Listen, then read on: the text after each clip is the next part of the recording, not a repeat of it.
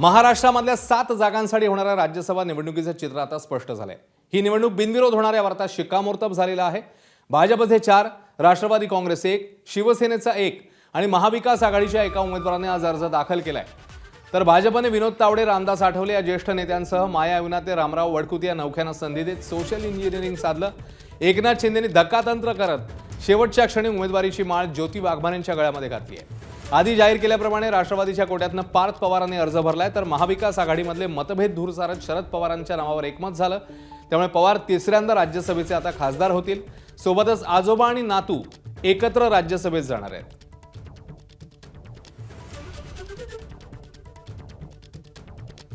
दरम्यान राज्यसभेवर जाण्यासाठी शिवसेनेच्या कोट्यातल्या एकच जागेसाठी अनेक ज्येष्ठ नेते इच्छुक होते, पण ज्येष्ठांना डावलून एकनाथ शिंदेंनी नवख्या ज्योती वाघमारेंना संधी दिली। आनंदराव अडसूळ, गजानन कीर्तीकर, राहुल शेवाळे, शायना एनसी अशा अनेकांची नावं चर्चेत होती। सुरुवातीला माजी खासदार राहुल शेवाळेंचं नाव आघाडीवर असल्याचं बोललं जात होतं, पण अर्ज भरण्याच्या अखेरच्या क्षणी ज्योती वाघमारेंच्या नावावर शिक्कामोर्तब करत एकनाथ शिंदेंनी सगळ्यांनाच धक्का दिला। पक्षाच्या प्रवक्त्या ते खासदारकीच्या उमेदवार असा वाघमारेंचा प्रवास राहिला।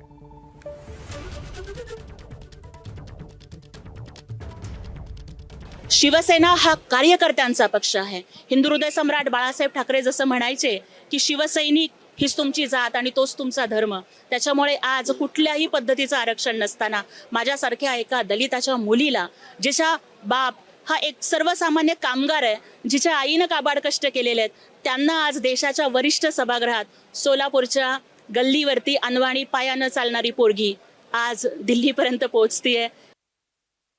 दरम्यान उपमुख्यमंत्री एकनाथ शिंदेंनी ज्योती वाघमारेंच्या उमेदवारीवर दिलेली प्रतिक्रिया पाहूया।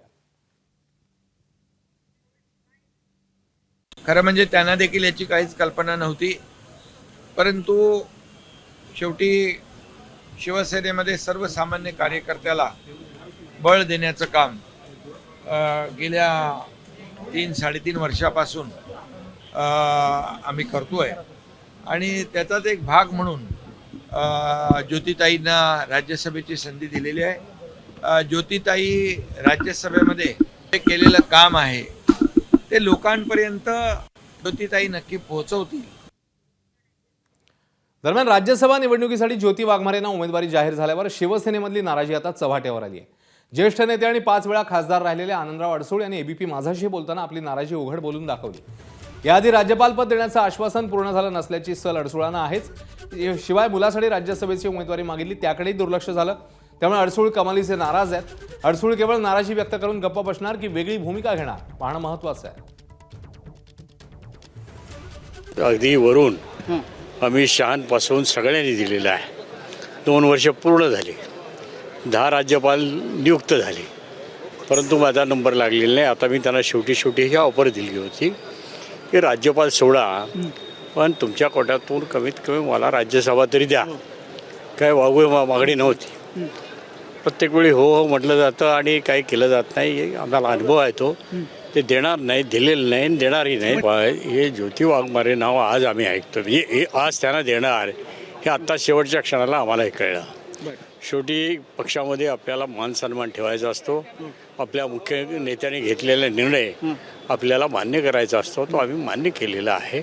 उभं आयुष्य पार्लमेंटमध्ये 5 वेळा मी निवडून आलेला आहे, 6 वेळा संसदरत्न पुरस्कार मला मिळालेला आहे आणि मी तर अशी भूमिका ठेवली की माझ्यापेक्षा माझा मुलगा 45 वर्षाचा आहे, आमदार राहिलेला आहे आणि जेटमध्ये सिनियर पायलट राहिलेला आहे।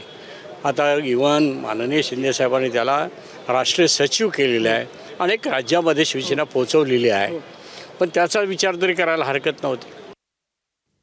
दरम्यान अडसूळांनी केंद्रीय गृहमंत्री अमित शहांनी दिलेल्या राज्यपाल पदाबाबतच्या आश्वासनाची आठवण करून देत नाराजी व्यक्त केली। त्यांच्या या उघड नाराजीवर शिवसेना नेत्यांचं काय म्हणणं आहे तेही बघूया। ह्या सगळ्या गोष्टी ज्या आहेत त्या इन कॅमेरा झालेल्या सगळ्या होत असतात, चर्चा होत असतात। शिंदे साहेबांवर काही स्वतःची मनातले काही खतखत असते ते व्यक्त करत असतात आणि शिंदे साहेब हे सर्वांना सांभाळून घेतात। असं कधीही झालेलं नाही। शिंदे साहेबांनी कोणत्याही नाराज कार्यकर्ता असेल त्याला कधी वाऱ्यावर सोडलेलं नाही, सर्वांना सामावून घेतले, ही त्यांची भूमिका असते।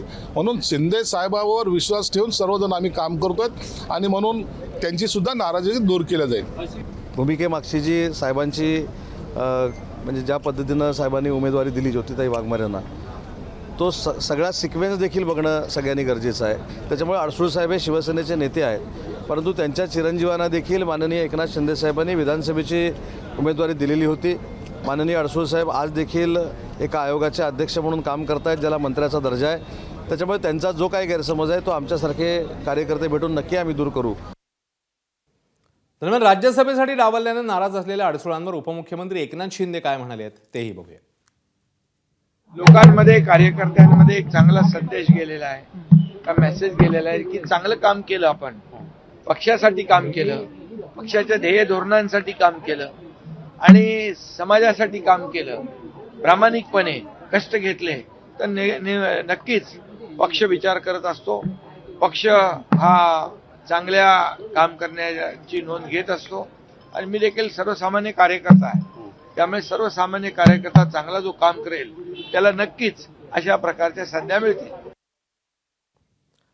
शरद पवारांनी आज महाविकास आघाडीचा उमेदवार म्हणून राज्यसभेसाठी उमेदवारी अर्ज दाखल केलाय, पण प्रत्यक्ष उपस्थित न राहता अर्ज भरण्याची घटना पहिल्यांदाच महाराष्ट्राच्या राजकारणात घडली.